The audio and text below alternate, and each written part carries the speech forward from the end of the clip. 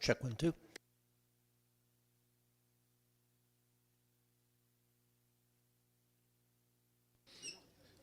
Good afternoon, everybody. If you could all take your seats, I'd appreciate it.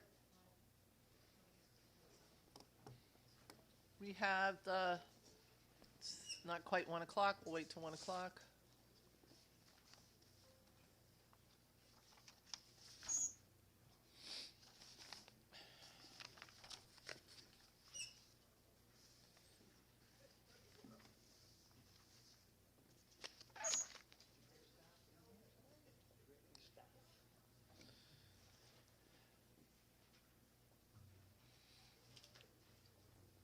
Madam Secretary, if you want to come up with whomever you want to have speaking. We're going to call the portion for General Government A, which sees a number of state agencies, and first up is going to be the Secretary of the State. Is everybody ready? Are we back up online? I don't know if we are. Are we up? Do we have... Are you up on YouTube or whatever else we have to be up on? Anybody know? Are you sure? Because I don't see it up there. Just want to make sure that we have it up there. Oh, yes, I see YouTube up top now. Okay. All right. Great. Good You're afternoon. up, so if you want to go ahead and start, that would be great. Sure. Good afternoon, co-chairs Austin Walker, ranking members Ackard, I see, maybe Summers on screen, and members of the committee. I thank you, as always, for the opportunity to be here today. I do have some opening comments, and then I'm happy to answer all of your questions. Elections are one of the most common functions of government, but they are complex and very few people know how they work. Here in Connecticut, the formula relies on all levels of government: municipal, state, and federal. Much of the cost is handled locally: registrar and town clerk salaries, legally required staff training, poll worker training, most of the materials and supplies, repair and maintenance of tabulators, poll books, and more. The state handles many of the items that need to be consistent across all towns, such as voter registration forms, the voter registration system, technology upgrades, translation of materials where mandated by law, and other statutory obligations. And through the Help America Vote Act and other streams, the federal government provides discretionary funding to assist with election security, election infrastructure, and voter assistance. And this system depended on coordination across all three levels of government and worked very well until recently. That carefully orchestrated way of doing things in Connecticut have changed because elections have changed and the operating environment has changed. At the local level, costs have skyrocketed due to normal cost increases, but also there are new costs for the staffing and administration of early voting, for the maintenance of the new tabulators, and almost 100 hours of extra training that the election workforce has completed over the last 2.5 years to learn early voting, the new tabulators, and the new voter registration system that is coming online later this year. And federal funding at the same time has dried up. You may be aware that Connecticut lost 3/4 of its Help America Vote Act funding to the tune of over $760,000, and most election security and cybersecurity funding has also ceased, and that cost burden has now shifted to the states, and they are responsible for paying for those services directly. And that background brings me to the budget before you. We have understood through conversations with OPM and the governor's office that the $900,000 reduction proposed in the governor's budget stemmed from a misunderstanding about what those funds support. They were viewed as discretionary, but let me be clear, they are not. In the past, our office has relied on HAVA funds and OE funds as a form of budget relief, using them to cover election supplies, election technology costs, and other materials that are required by statute. That approach was never ideal, but now it's also no longer viable, and our need has never been greater. All of the details of that 900,000 are spelled out in my written testimony, but we very much need that restored for our statutory obligation. Every dollar has a purpose that is required by law and to help keep our elections secure. And very quickly, you've heard me say some of this before, so I thank you in advance for your indulgence. With the midterm elections looming, we currently have zero funding allocated to the towns for early voting. Municipalities received $1 million in fiscal '24, $2 million in fiscal '25, and I humbly request full funding of the $5 million anticipated costs to ensure that towns have the staffing, training, facilities, technology, and security they will need in November, where we usually see about 54% election turnout. Also, at a time when the federal administration is looking to penalize election workers and voters alike, even for innocent mistakes, at a time when Connecticut is looking to pass a new law related to no excuse absentee ballots, and at a time when election interference and misinformation is at an all-time high, I humbly request once again $2.5 million to fund a statewide voter information campaign. When voters understand the rules, the deadlines, and the safeguards, the risk of misinformation, coercion, and fraud are significantly reduced. And before Senator Austin brings out the hook, there are a couple of other requests in our materials. $200,000 to fully fund our accessible voting equipment for voters with disabilities. This difference covers a gap that we used to handle with federal funds that we no longer have available. $400,000 starting in fiscal '27 to implement risk-limiting audits, which you've heard me talk about in the past. They are the gold standard for audits and verifying election outcomes. And lastly, $385,000 to fund a municipal election accountability board, which you've also heard me speak about in the past. This is a legislative proposal that would prevent local election failures before they escalate. Here in Connecticut, our elections work because we have chosen again and again to make them work. We invest in the preparation, in the people, and in the systems before problems arise and not after. And now I humbly suggest this is not the moment to do less. It is the moment to be clear, steady, and committed to safe and secure elections in our state. Thank you for listening. Happy to answer any questions, along with, I have many members of my staff here. So, thank you very much, Madam Secretary. So the total that you're asking for is what? With the new total, I forget offhand, sorry. It's the 900 restored, 2.5, can someone add quickly? 9 million, and then we have 900,000, I'm sorry, not 9 million. 4.5, probably 9.5 million or so, 10 million, including the 5 early voting. Okay. And that 5 million that you're looking for for the state is relative to how much per town, do you know? Is it on a per capita basis? What is it at? No, it's actually a very detailed formula based on many things, such as eligible voters, past turnout history, etc. So we've used that formula the last cycle for early voting, so all towns are guaranteed a minimum, and then it varies.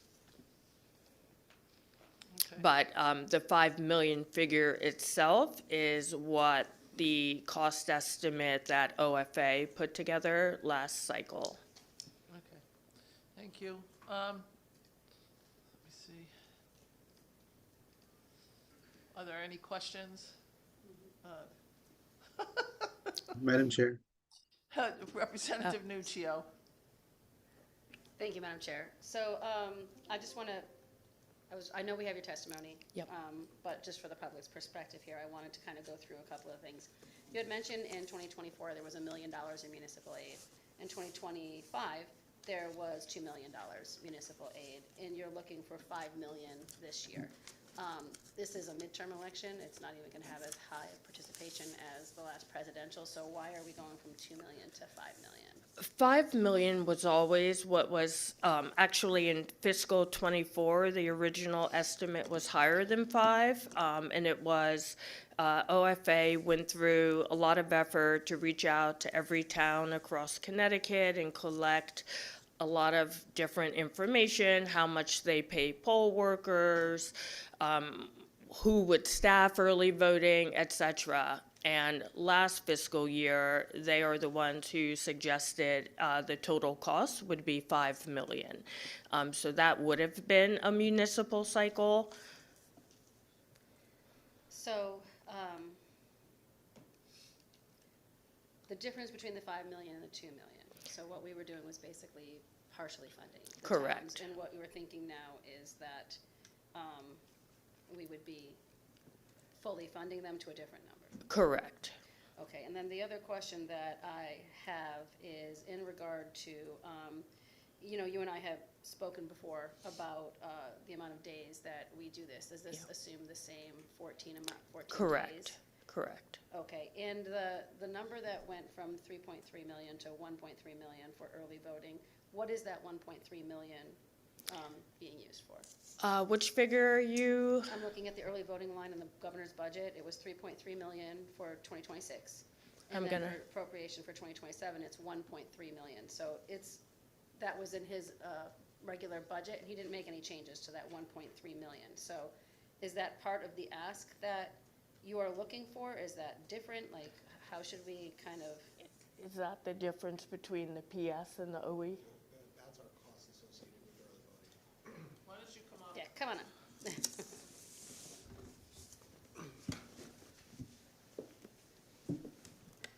Thank you. Gabe Rosenberg, I'm the Chief of Staff and General Counsel for the Secretary. The 3.3 million and the 1.3 million, the delta there is the $2 million that were sent to the towns. That's the difference between 3.3 and 1.3. The 1.3 are our costs associated with early voting. It includes licensing of the central voter registration system, the upgrade that we've had to do to that to make it work, all the envelopes, all the materials that we send to the towns, basically our total costs related to early voting being added. It was just added on a separate line rather than put in OE. So that was your side of the equation? Yes. Right. Yeah, and the 2 million was the town side. What were you sending to the town? Okay, so in regard to the amounts that you're looking for, then there's nothing in here either for any changes that may come about from the legislative body for absentee voting. Do you expect any kind of expenses with that? It's hard to know what will be proposed exactly. If they just remove the excuses, there would not likely to be many added costs unless towns have to change their staffing in the town clerk's office. If some of the security measures that we have recommended are adopted, there are modest costs, I think under $50,000 statewide. It's hard to know at this moment, but yeah. There will be some cost associated with replacing the forms and the envelopes. yeah, And yeah. basically, we provide the entire absentee ballot packet except for the ballot to each town. But until the legislature passes a bill, it's really hard to know what those costs are going to be. And also when it goes into effect, dramatically affects that because we can, for lack of a better word, spend down the packets that we have now and just replace as we need to, or destroy all the ones that have become defunct and create new ones. It really depends how it's done. So we just don't have an estimate. We don't know. Well, we don't have any estimate on any proposed bills until those bills actually get through a vote. They have to get through a committee first. So- Yeah, I know, but I figured, we would have to, we're putting in regulations for this. I thought maybe Well, there might be something. we're not gonna add any expenses for what GAE may or may not do, because we don't know what GAE may or may not do. And then the last thing that I have, You're up to question 4 now. I'm just letting you know. You are up to question 4. somebody else can You've go. got 2 other guys that wanna ask questions. They can go ahead. They can go. I'll come back. Representative Ackert, Can I get 3 also? no. You did. You got- Thank you for being here, as always.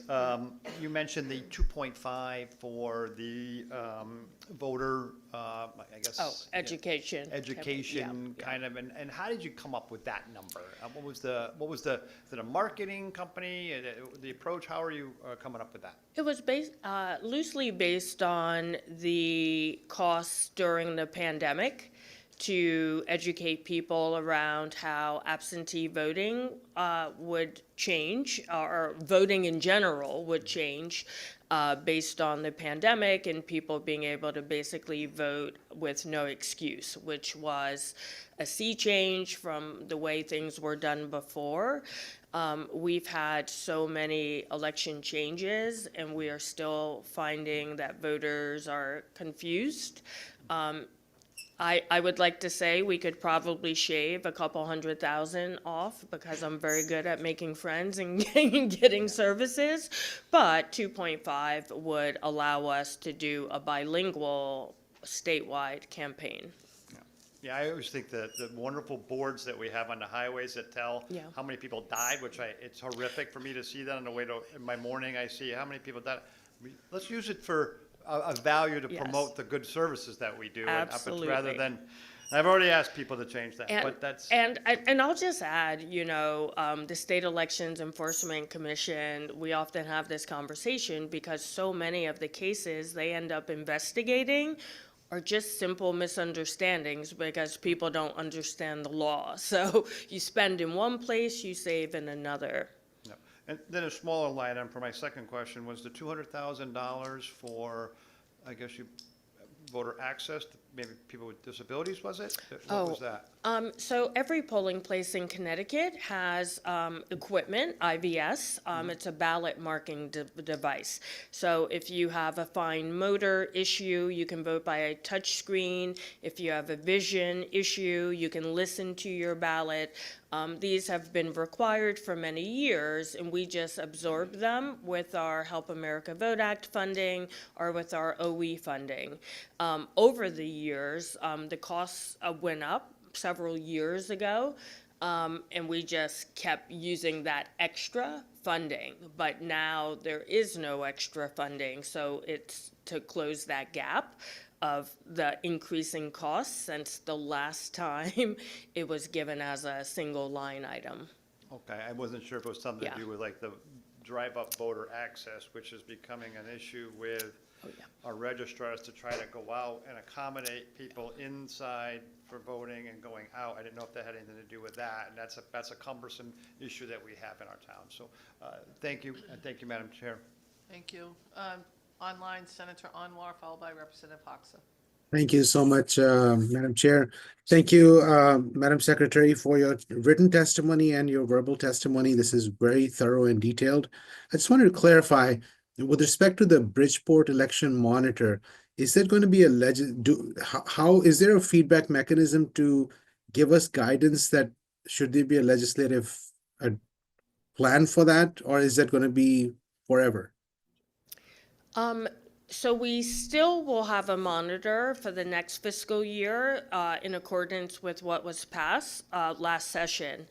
And we have seen good progress over the last 2 years with about half a dozen law changes to close some loops. As you know, we got some of that money now allocated to a bilingual public education fund campaign. So we started rolling that out last year and will continue through this year and through the midterm elections.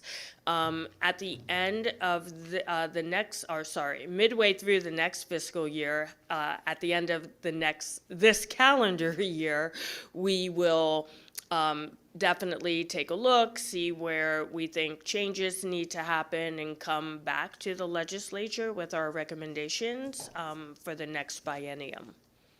Thank you so much. And my second question was, I think for the individuals who have disabilities, was there a shortfall because of the federal funding that is requiring us to put $200,000 from the state side? And if it is from the federal issue, do you think that the existing 300 million that we have put forward can be used for this purpose? I'm hopeful it can be used for this purpose. Although it was not a line item in any federal funding, as I mentioned, we were using that federal funding for budget relief as long as it met the parameters of HAVA, the Help America Vote Act. So we will definitely speak to, I assume it's OPM, to see if we can use those federal emergency funds. But it's not a strict grant just for that purpose. Okay, thank you so much. Thank you, Madam Chair. Thank you. Representative Hoxa? Hi, Madam Secretary. I don't think it went on. Did it? No, I don't think your mic went on. Did it? I'm No. sorry. Yeah. Okay. Hi, Madam Secretary. Nice seeing you up there. We usually see you in GAE. So I believe you said you're requesting 5 million this cycle to help with early voting operations, help municipalities with early voting operations. That 5 million now, is there some sort of formula, internal formula set in place on how that 5 million gets distributed amongst the municipalities? Because obviously smaller towns aren't going to need as much as, bigger cities. Is there a method to how you divvy that up? There is.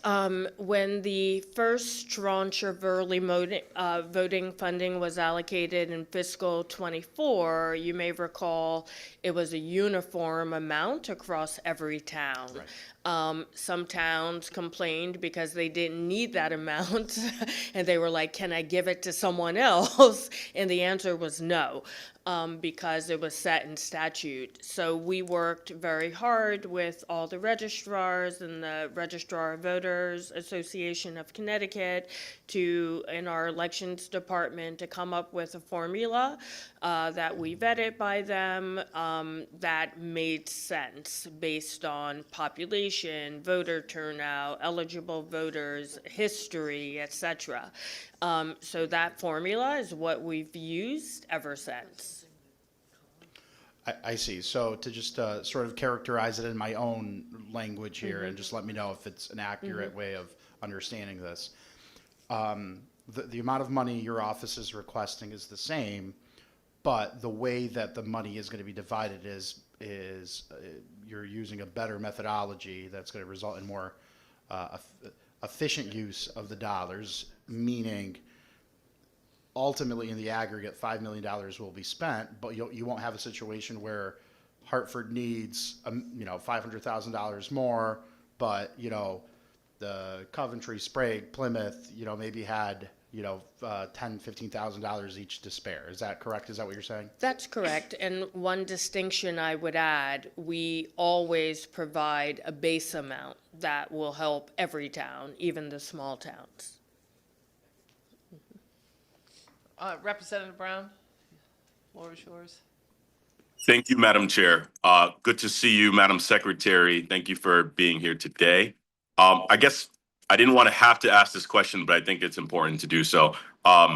With our state elections, which is run by our states, run by all the states and all 50, according to the Constitution, we've heard some rumblings from DHS, from the president, from all sorts of folks that they are looking to almost intimidate voters at the polls by placing ICE officials at multiple polling locations.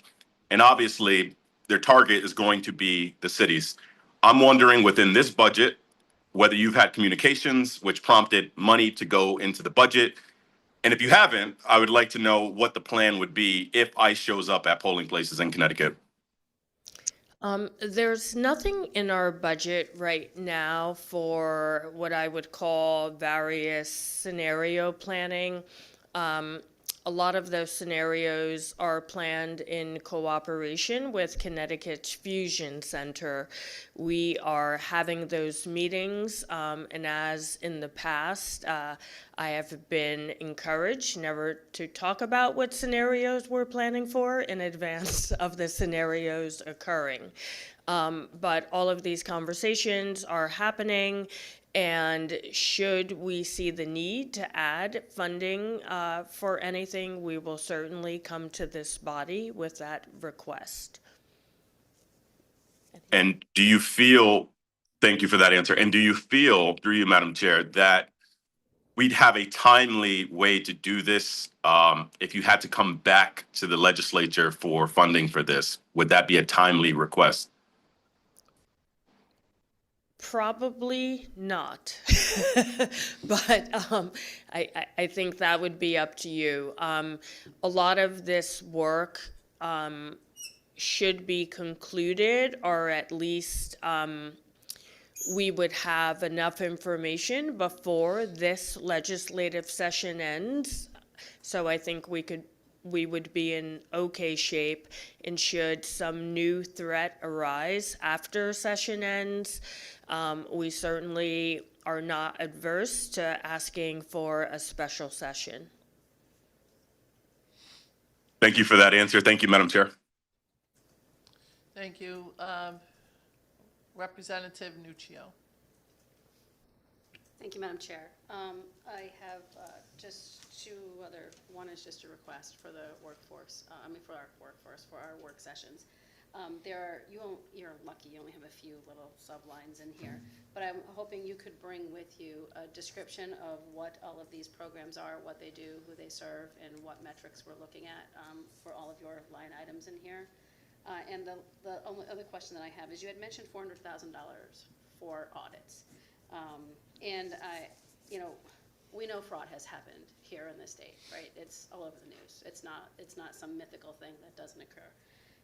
Are these audits going to look at that process, and is it going to look for ways that we can improve the security of our voting here in the state? What specifically do you mean about like $400,000 for the audits? So risk limiting audits are a form of audits. If you want a lot of detail, I have the expert next to me, but I warn you, your eyes may glaze over. I'm only kidding. Send that to me. We won't talk about that. So it's essentially what I would call the gold standard of the way elections are audited, to ensure not only that the tape matches the ballots, but that the results are statistically accurate. That's probably the easiest way, for these purposes. So it doesn't change anything about security procedures or the process. It's just a way of almost guaranteeing that the results we see are accurate. Based off of what goes through the machine, right? So, Correct. Because you're looking But- at the tapes. Listen, we don't have to get into the ins and outs of how it all Just works one and that. sentence, Kate. Just one sentence. She's your Kathy to me. This is a tremendous introduction. What we currently audit is whether the machines are counting the ballots accurately. We are going to continue to do this even if risk limiting audits pass. But what we'll add to it is we're going to audit the actual result of the election to make sure, to a statistical certainty, that the person who got the most votes won at the end of the day. Exactly. I tried to save you. Yeah, you're gonna have to send me more information. We'll on that. send you. I can There send was you- a study done that the legislature commissioned back in 2020, so. I would think, the votes would say who's gonna win, right? So, Well, it's ensuring to a statistical certainty that they were counted correctly, oh, that they were counted accurately. okay. And then the only other only thing that I have, when you talked about the municipal, she's staring at you, did you see that, Claire? The $5 million that you were talking about. I have one of my towns is a very small town. Yes. And consistently, the registrars on both sides of the aisle come to me and say, we're just sitting here. It's costing us so much money. We had 5 people cast a vote through the 14 days. It's costing the town so much money. Is there anything that you can look at in regards to how many people are actually participating in the early voting and trying to find a way to alleviate those costs? Because I think that's almost even more important than just saying we're going to give a blanket grant to everybody for this, right? Where my one town in Holland at one point had it was a crazy high amount. It was like 60% of people who did early voting in one of the elections. And in Wellington, we had 4 people. It was costing us thousands of dollars per vote. And I think that's part of the consternation that we're seeing at the town levels is, I don't know how you account for that in your grant or your formula, but forcing people to stay open and nobody is partaking of that service, it just kind of seems like not the best way to spend their money, our money, the collective money. Unfortunately, Personally, I think that that's a GAE issue because we required that. She just has to comply with it. Oh, I agree from the perspective of them implementing it, but if we're looking at granting money, like you said, some towns said, I don't want the 15,000, and some towns said, I need more. I'm talking about a town who is incurring massive expense for very little there. How can we help them, right? Because they're small towns, small budgets, big dollar amounts, and they're not seeing the turnout. by funding 5 million. No, seriously, that is the solution to solve the legislation as written. If they had more funding, the costs, they wouldn't consider it expensive. There are some legal requirements. You can't have one voting system in one town and not in another. There are some things that have to be consistent. So the best way to make the towns whole would be to fund it at the state level. Thank you. Any other questions? Okay, we are now officially over our time here, just so everybody realize that we are completely over our time. Representative Ackert. Since we're over our time, we'll make a complicated question. No, actually, I it's on a different note other than voting. And I might not have the term right, and I think it was second-level attorney for inspections of businesses that you had requested Yes, last yes, year. yes. Did that come to fruition? Yes. And has that been, Do you want to give us a quick,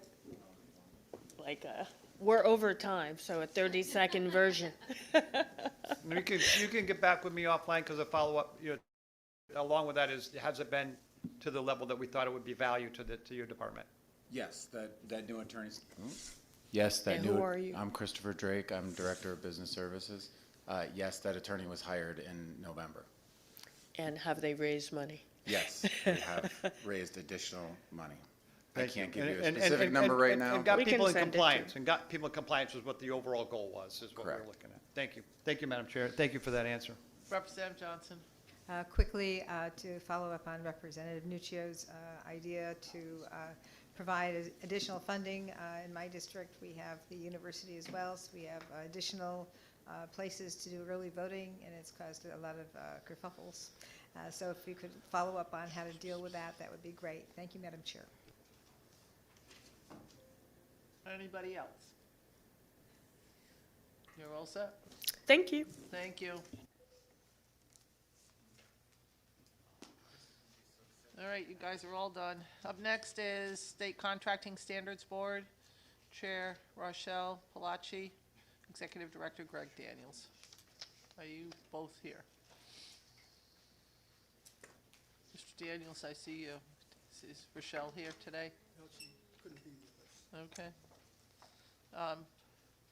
Do you have a couple of opening remarks that you would like to make, sir? I do. Okay. You got to turn your mic up. There you Yep. go. Can you hear me now? Yes, we can.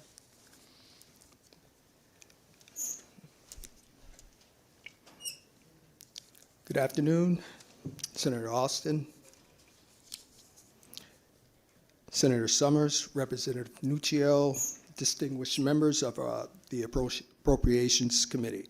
For the record, my name is Gregory Daniels, Director of the Office of Governmental Accountability, State Contracting Standards Board. Thank you for the opportunity to testify today regarding fiscal years 2026 and 2027's biannual budget.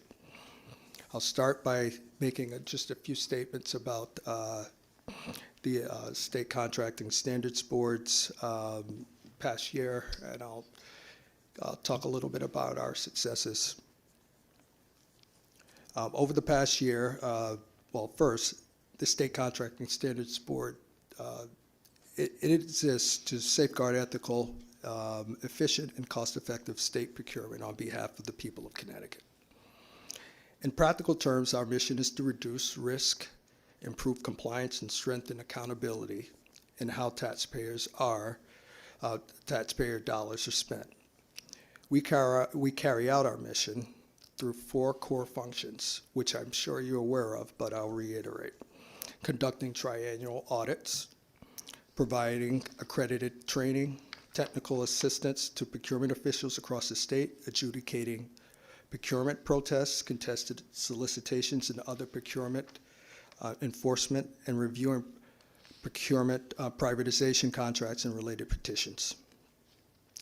For more than a decade, the board has served as an independent check on procurement practices, identifying systemic risk and recommending concrete improvements to internal controls. Since 2024, and with 7 funded positions, we've been able to implement triennial audit programs and significantly expand statewide training. Our work is results-driven, not report-driven. We track corrective action plans from every audit and follow up with agencies to ensure implementation. These improvements translate directly into better stewardship of public funds. Over the past year, there are several noteworthy successes that the staff has completed. The first were 11 audits of state contracting agencies, producing targeted recommendations that strengthen documentation of competitive procurements, improve contract monitoring, and reduce the risk of unauthorized procurements. We've also achieved accreditation of our training program with the IACT and trained 85 state employees with post-training evaluations showing stronger understanding of statutory requirements and fewer compliance errors in subsequent procurements. We heard 2 contested solicitation matters and heard 2 matters involving privatization contracts.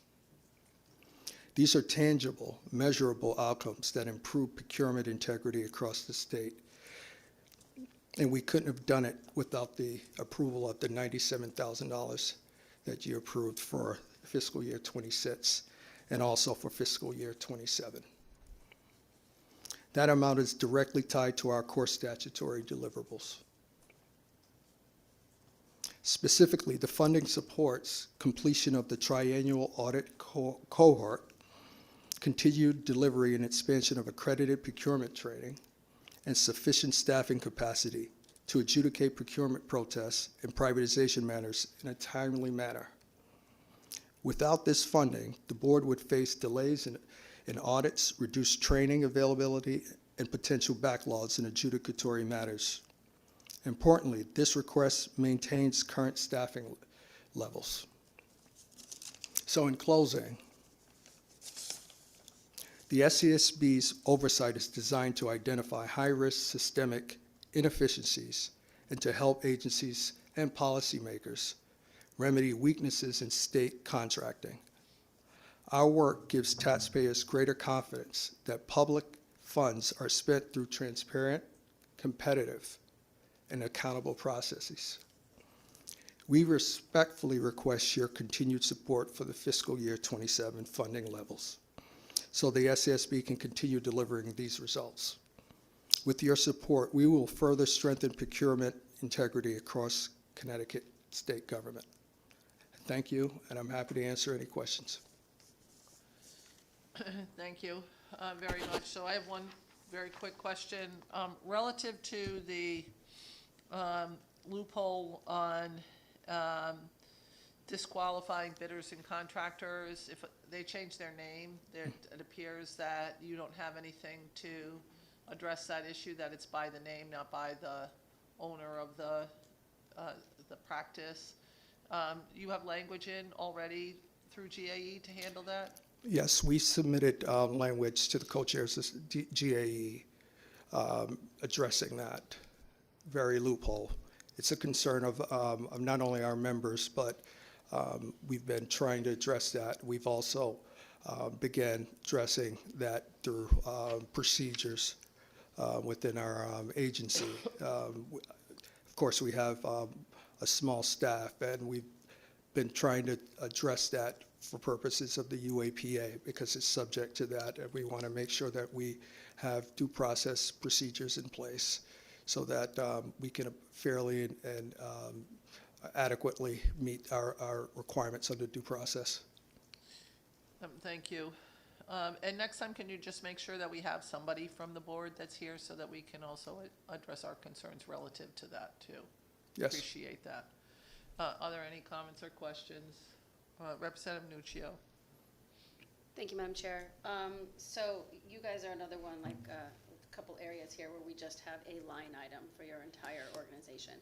So I'm requesting if you can bring to the work group a breakdown of your expenses, how they flow, and if you have any kind of programming or anything in there, what the programming does, who it helps, what kind of metrics you look at, and just kind of an overview of your area, so I can look at it in a little more detail.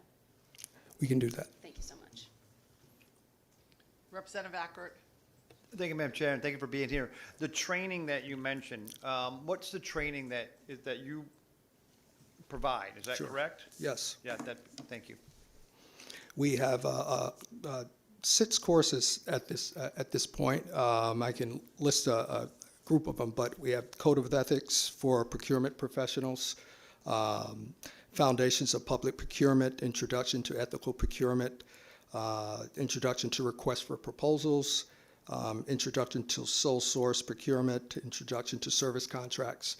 So a series of courses that we offer through our learning management system.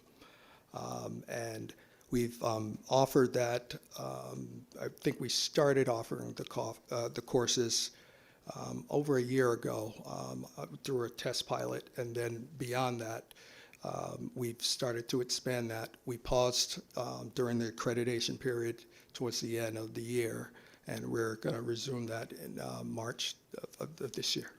And that's open to who? That will be open to all state and professionals who are procurement professionals, and then ultimately it will be open to state employees generally. Okay, not to contractors to know how not to get on the wrong side of this? We would love to be able to, if we have the capacity to do that, we'd love to be able to do that. I mean, I don't think, from our perspective, we would like to limit it. It's a matter of resources. Absolutely. Well, thank you. Appreciate that. Thank you, Madam Chair. Any other comments or questions? Seeing none? Madam Chair. Oh, I'm sorry. Senator Anwar. how Thank you, are Madam Chair. Thank you so much for your testimony and your written testimony as well. Would you be able to explain a little bit about the increase from 2026 to 2027? If you could explain the reason for that increase. Sure. Well, 2026 and 2027, I believe the levels are the same for 2026 to 2027, but the prior fiscal year, because I believe 2026 and 2027, this committee granted us essentially $97,292 for both fiscal years, but prior fiscal years, there was a $97,000 increase. And that was due to a deficiency in our budget prior to staffing coming on board. We did not set our prior budget. It was set prior to staffing coming on board.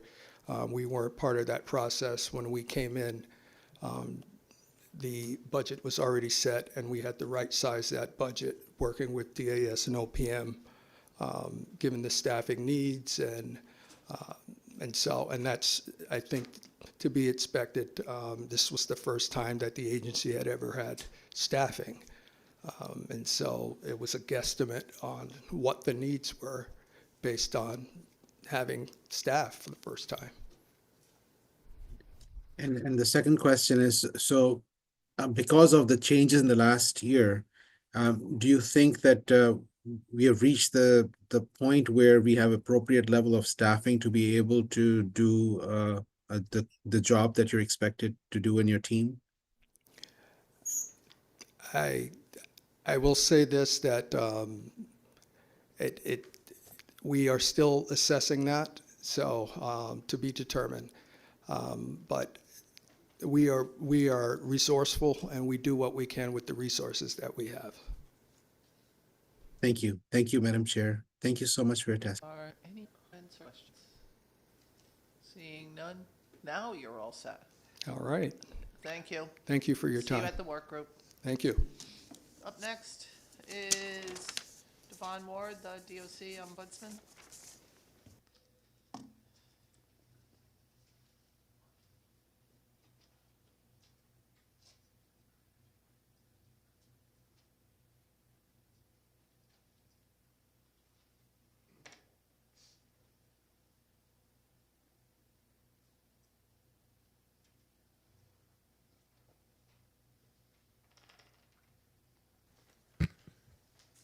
Good afternoon, Senator Austin, Representative Nucio, and members of the Appropriations Committee. Thank you for the opportunity to testify. I want to begin by expressing my sincere gratitude to the legislature for the funding increase provided to the Office of the Correction Ombudsman in the last biennium. That investment allowed our office to begin building the infrastructure necessary to carry out our statutory mandate.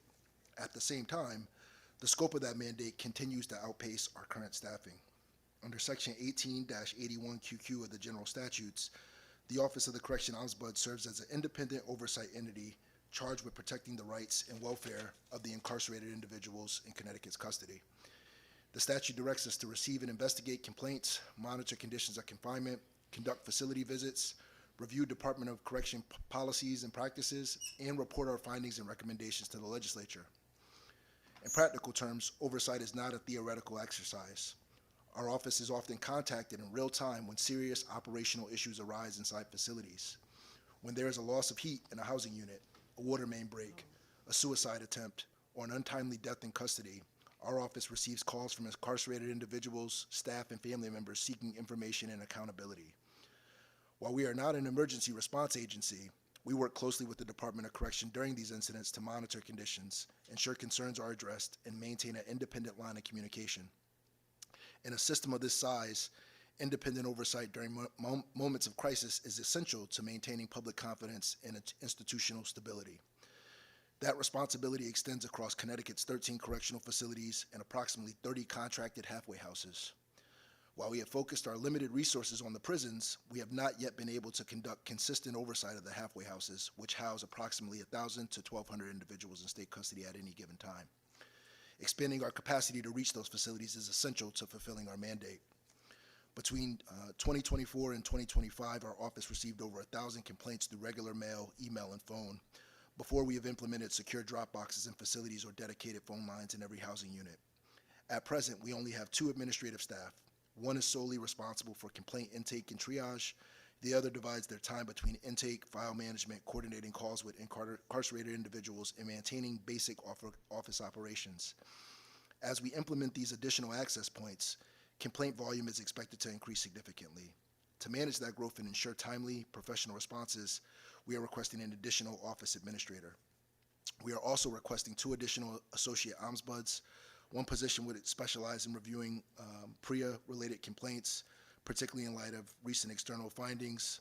Specialized experience is necessary to ensure trauma-informed and timely investigations.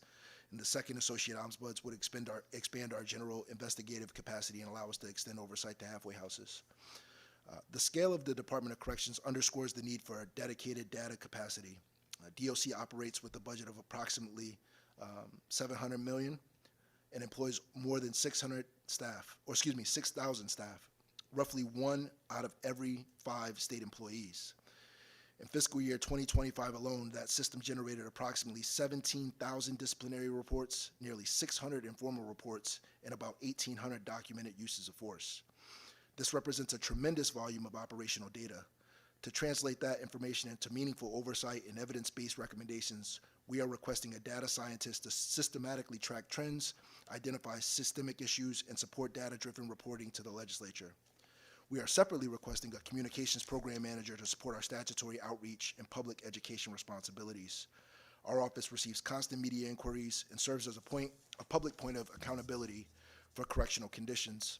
This role would manage public communications, including maintaining a social media presence to provide timely information about matters such as facility lockdowns, new department directives, public meetings, town halls, correction advisory committee sessions, and legislative hearings. It would also support communication efforts directed towards the approximately 11,000 incarcerated individuals in state custody, ensuring consistent and accessible outreach. Because medical complaints represent our largest complaint category, we are also requesting an additional healthcare consultant so we can simultaneously address individual cases and broader systemic healthcare concerns, including mental health. In addition to requesting the appropriation, we are proposing a funding solution identified through the recent state auditor's report. The auditors found that more than 7,800 inactive inmate accounts totaling $438,000 in unclaimed funds. Our proposed legislation would direct dormant inmate funds after an appropriate notice period to the Ombudsman's non-lapsing account. This would reinvest those resources directly in independent oversight and services that directly benefit the same population, promote transparency, and align the funding with purpose. Our request is about aligning staffing with statutory responsibility and pairing that request with a fiscally responsible funding mechanism. Independent oversight is how we ensure that a system of this size operates with accountability, transparency, and public trust. Thank you for your time and consideration, and I'm happy to answer any questions. Thank you. My first kind of review is I'd like to know the positions that we put in last year, are all of them filled now? All except for one. And which is that one? That's the associate ombudsman's position. We are currently in the interview stage for that position. Okay, so it's moving along then? Correct. Okay. And the associate ombudsman that you're looking for here is in addition to that one? Yes. Okay. And then relative to the funding, the dormant accounts, what is your plan there? Because I would want to make sure that the person that it belongs to or their family is the one who gets that. So I don't know what you're trying to do there. So currently, when folks leave the custody of the Department of Correction, those funds are held by the DOC. Yep. A notice is posted on their website. Currently, it's only their inmate number. But after an appropriate notice period and after the accounts lay dormant for some time, that money actually goes back into the DOC General Welfare Fund. So DOC is actually getting that money currently. And the general welfare fund is used for? All sorts of activities. For the inmate? Purportedly, correct. For the incarcerated population?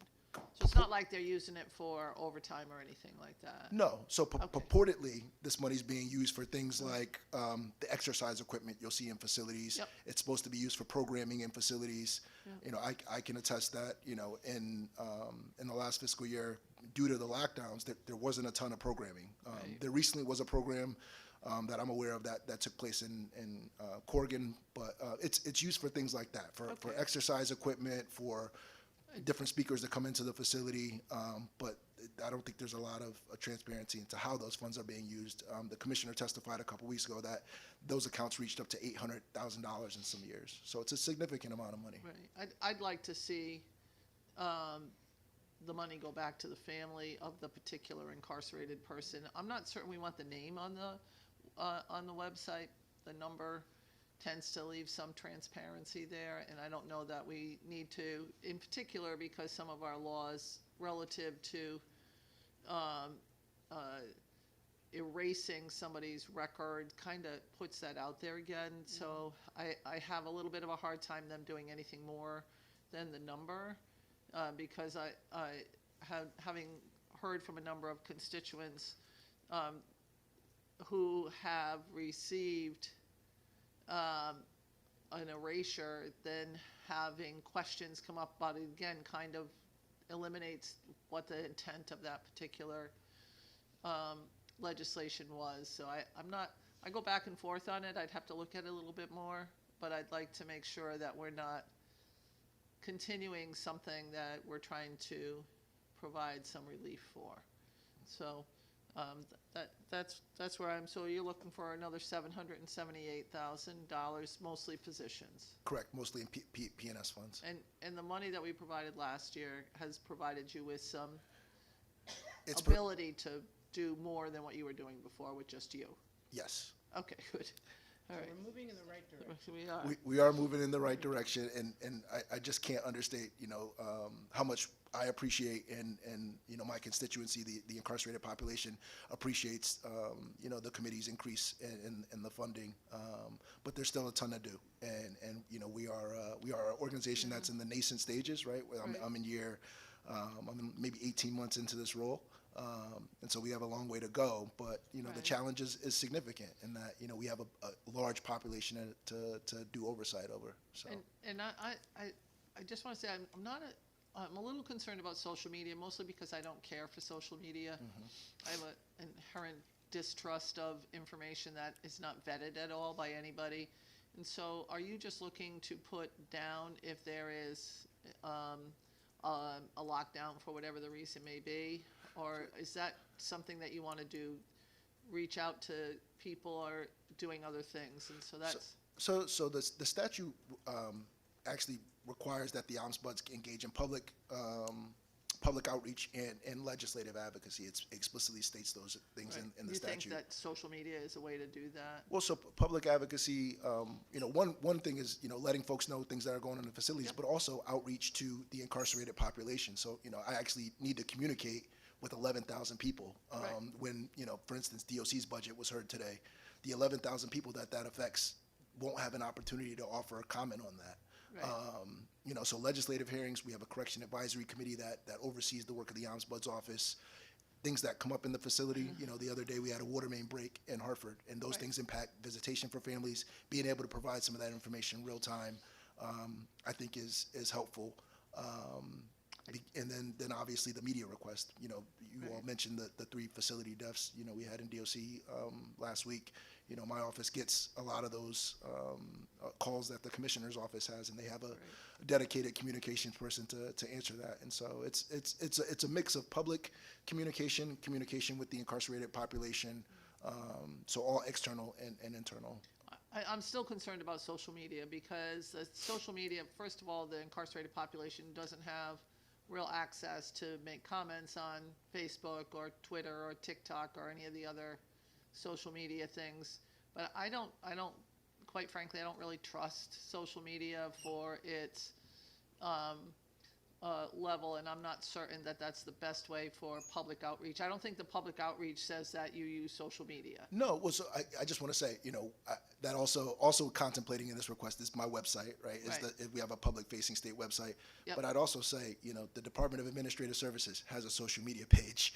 The Department of Social Services has a social media page. DCF has a social media page. These are state agencies that already have Facebook pages. The Office of the Governor has an Instagram page.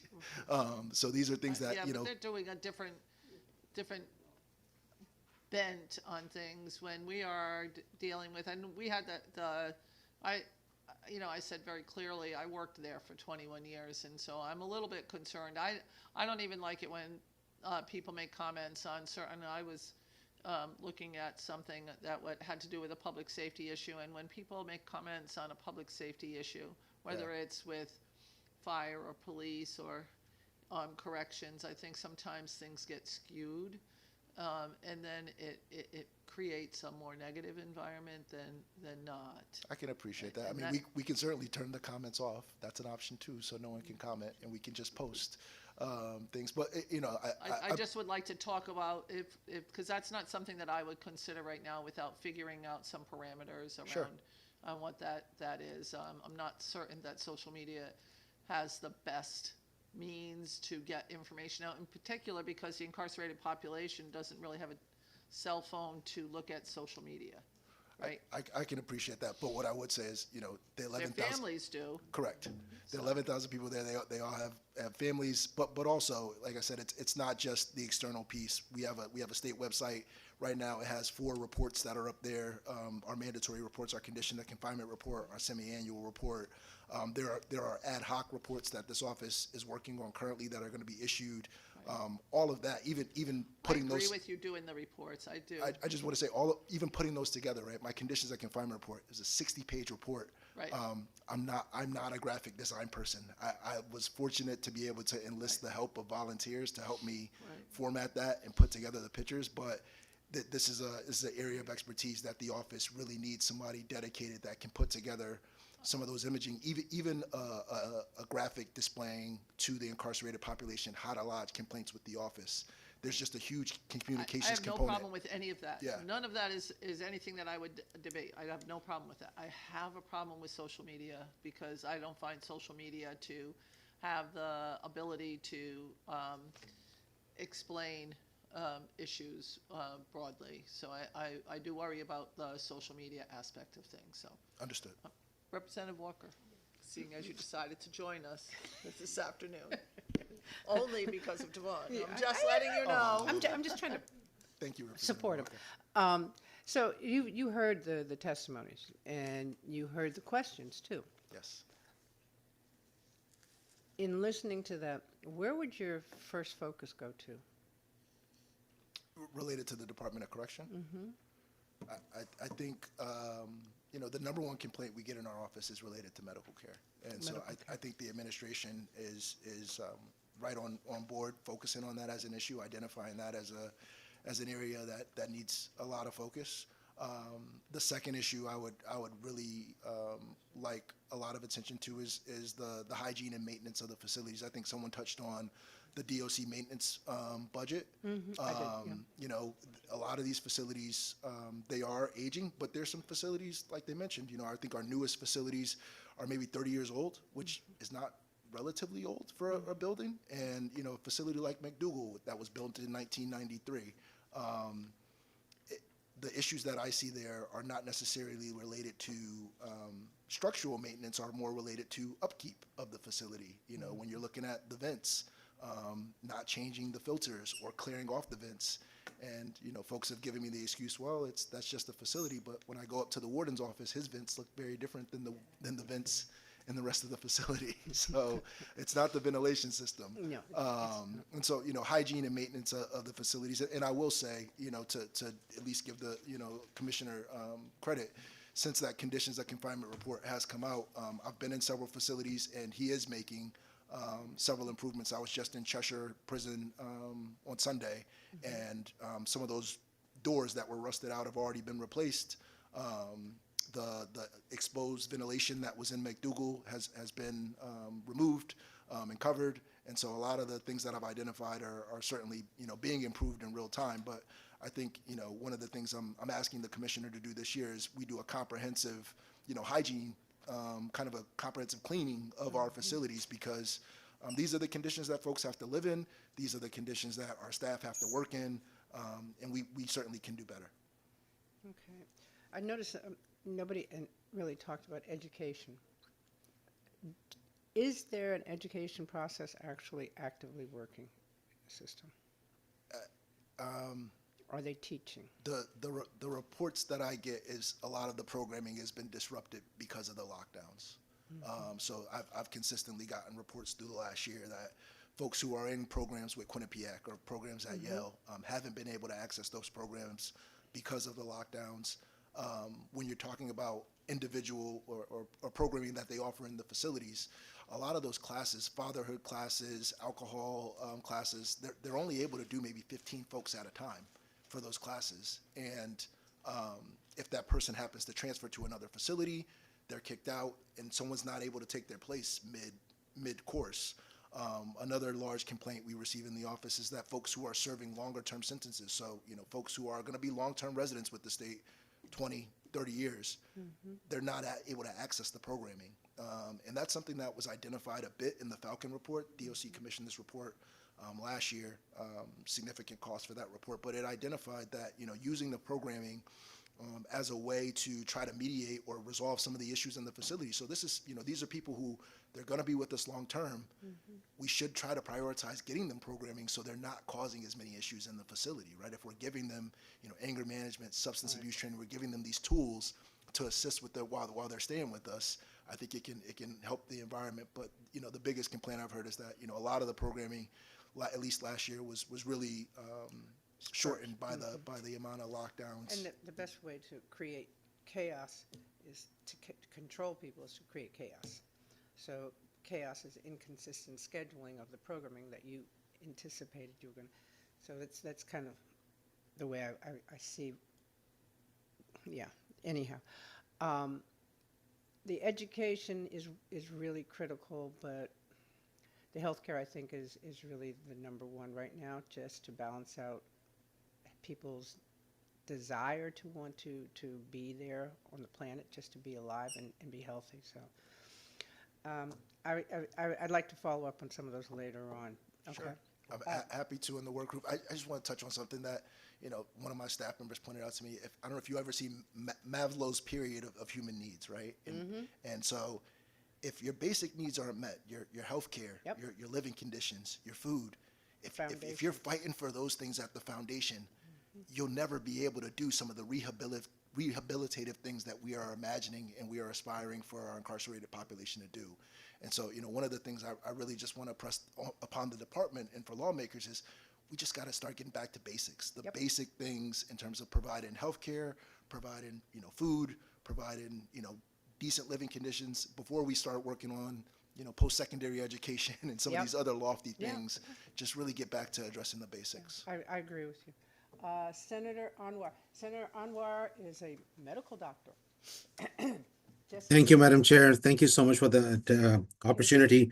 Attorney Ward, thank you for your testimony and the work you're doing. My first question was that as I look at the pattern and the number of incarcerated people in our state, and let's say we compare it to New Jersey. New Jersey is probably 2.5, 3 times our size with population, but we have more or less the same size of incarcerated people. And they also have a department of, they have an ombudsman's office as well. And it's what's the difference between the two? What are the parallels? How much are other states investing? Just for the sake of a better understanding of how we can do. And I'm so glad we have this office. This was such a big need for our state. So thank you for the work you're doing in your office.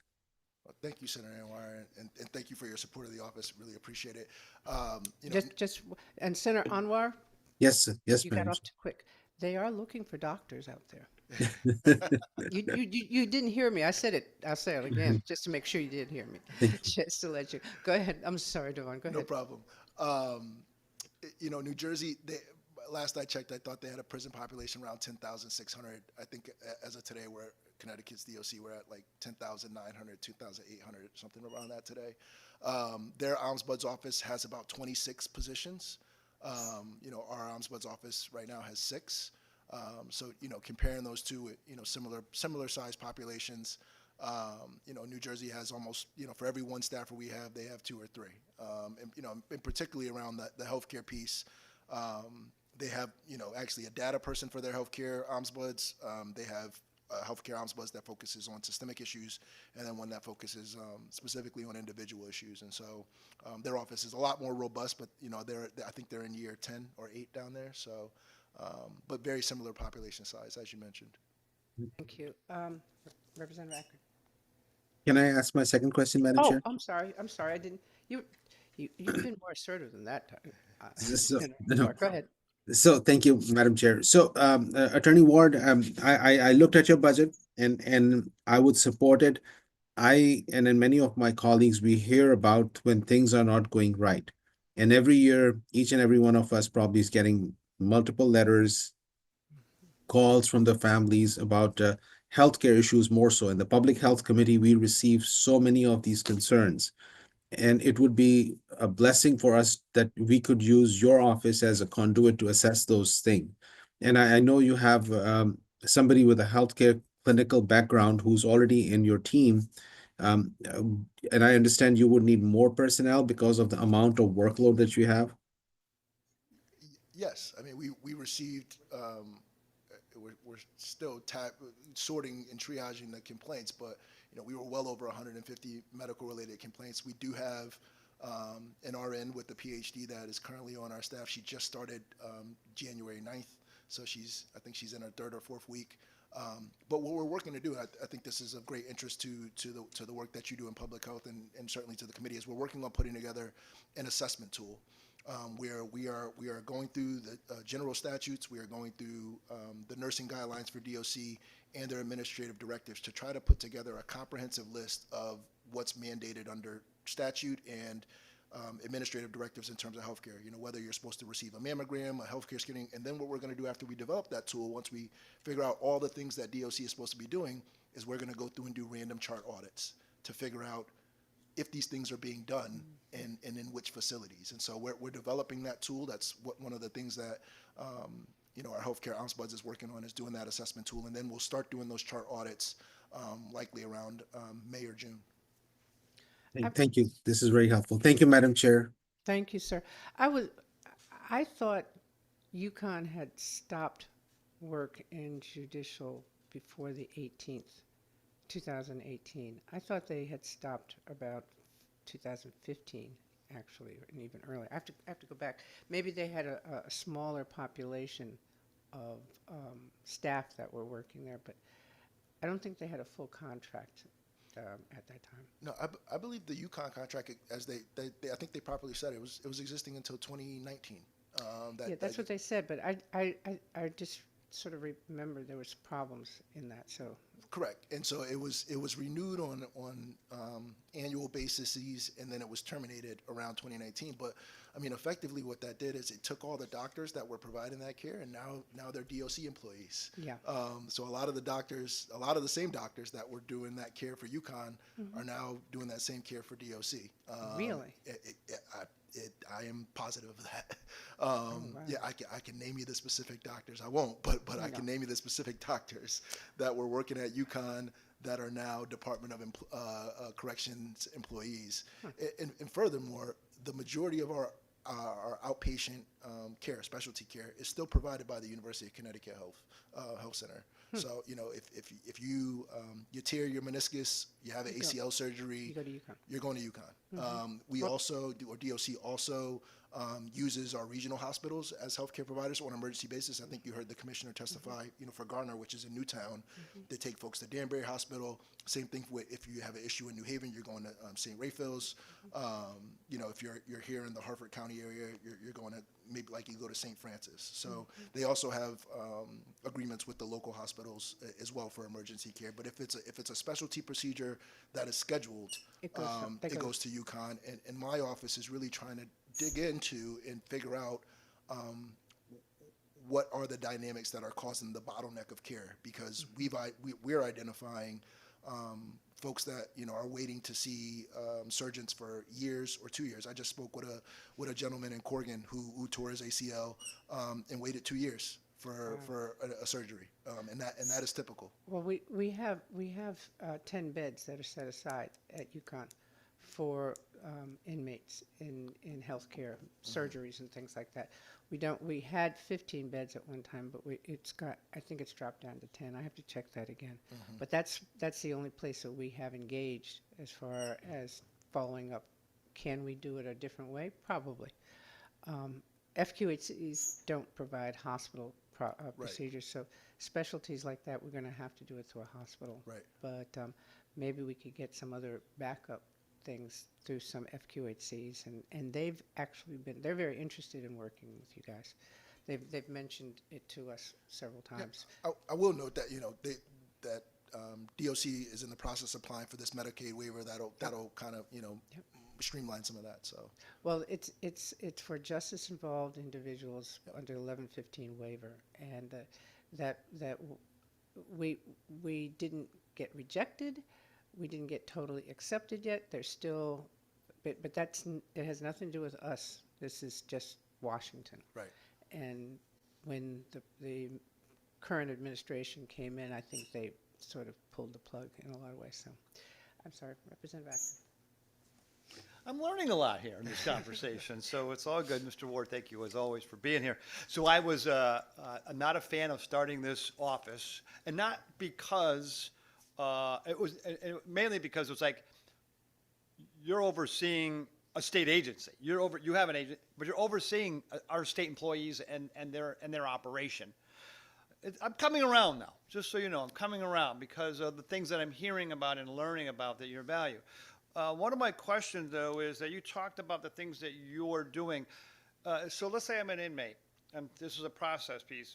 Is it encouraged that that inmate go to somebody in the facility first and foremost before saying on the phone with your office? Is that the process that you're hearing, so that something can be rectified on the spot, and then as a report created? Because I'd hate to see that.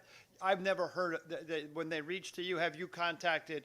Because if you don't see a report that's in the facility first, that you can then say, hey, these reports are, that door's been broken. I've got 5 inmates complaining about that door being broken, or a bathroom being not usable, or something along that line. Is that the process that should be being done, or is that what's happening? So folks are encouraged to file grievances with the facility before contacting my office, but they're not required to. And so I always, to your point, I always encourage folks. I shouldn't be the first person that is hearing about the issues in the facility, right? If there's a maintenance issue, if it's the heat's out in a particular unit, I shouldn't be the first one to hear about it, right? The facility should hear about these things first to give them an opportunity to address them, and then folks should reach out to my office if they're not properly addressed in the facility. So just to answer your question bluntly, it's encouraged, but the statute actually explicitly says that folks do not have to exhaust the administrative grievance process in the facility before contacting my office. But I certainly encourage folks all the time to utilize that grievance system because I want it to work properly. Not only that, I often encourage folks to use it because you have to use it to preserve all of your legal rights. So if something happens in a facility, you can't have any type of legal recourse unless you file and exhaust your administrative process in the facility. In the statute actually explicitly says that my office is not a substitute for that grievance process. And so, like I said, we encourage folks to use that process, but it's not required before you contact us. And I can see incidents, of course, where it may be a problem to go and report for something, Sure. That might be Retaliation as better handled through those. But those are the areas that I get concerned about, is that it's, and if it's, I don't know, do you track that? Is it part of a questionnaire? Have you talked to, people on site first? And is that documented? Because let's say of the, we'll say 200 reports, whatever it may be, that 180 of them did go on site first and report the issue before the remaining 20 didn't for whatever given reason. Is that you have a documentation on how that's reported? Yep. So if you go to our website, we have a complaint form, and the complaint form actually does ask, have you talked to anybody in the facility? Who did you talk to in the facility? So, right, we can know exactly who you spoke to and be able to kind of go to them directly to address those concerns. But to your point about tracking, we actually have a comprehensive case management software that allows us to essentially enter into all that information into kind of a database and then make it easily searchable. So we can look up complaints by the person who put them in. We can see if they have a duplicate complaint, right? If they've wrote us multiple times about a particular issue, we can see that.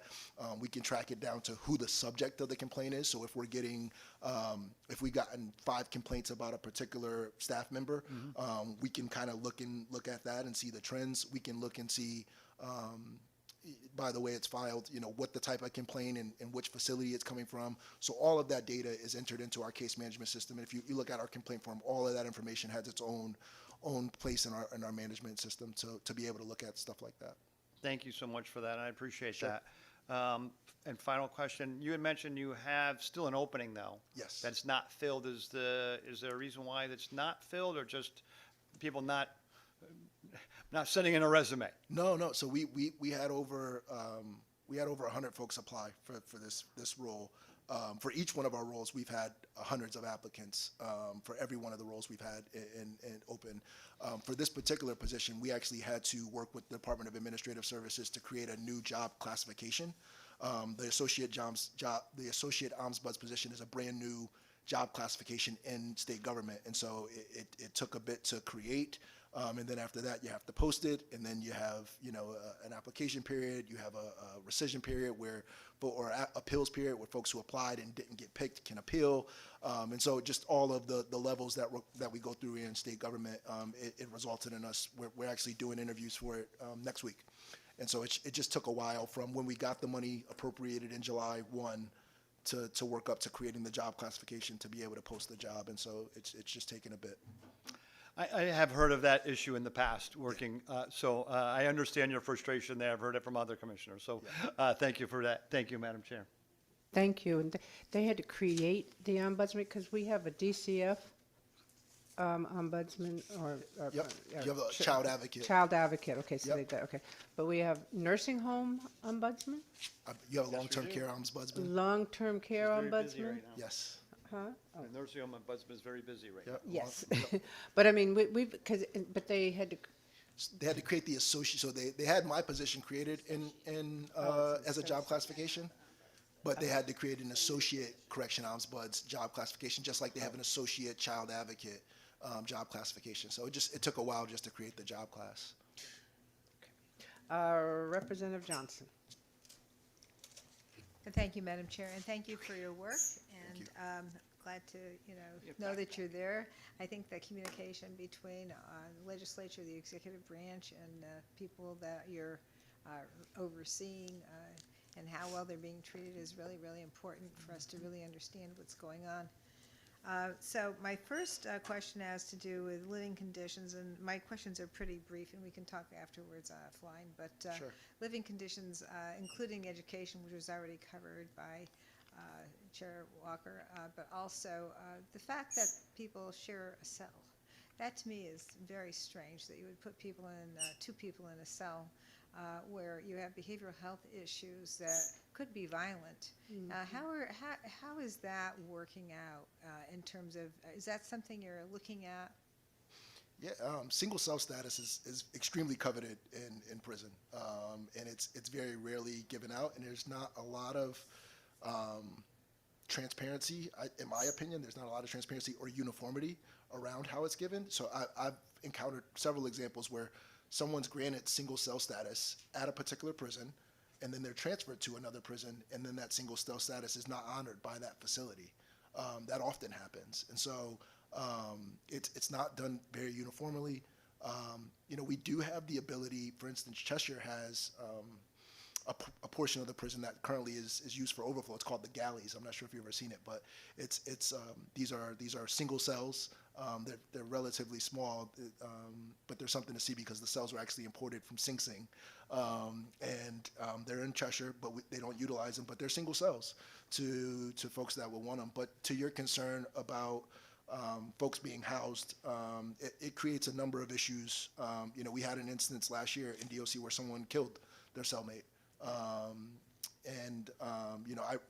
routinely hear things, particularly in our counties where folks are coming in off the street.